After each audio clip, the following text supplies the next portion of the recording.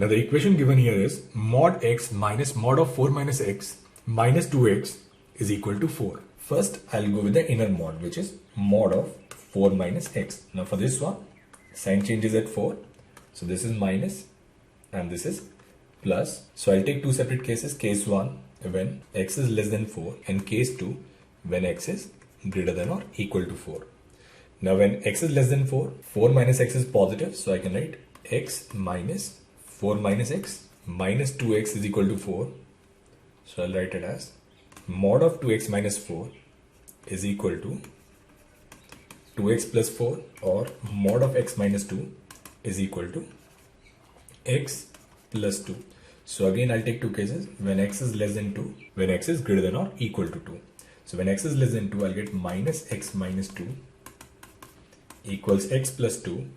So I'll get this result as 2x equals to 0. I'll get x is equal to 0.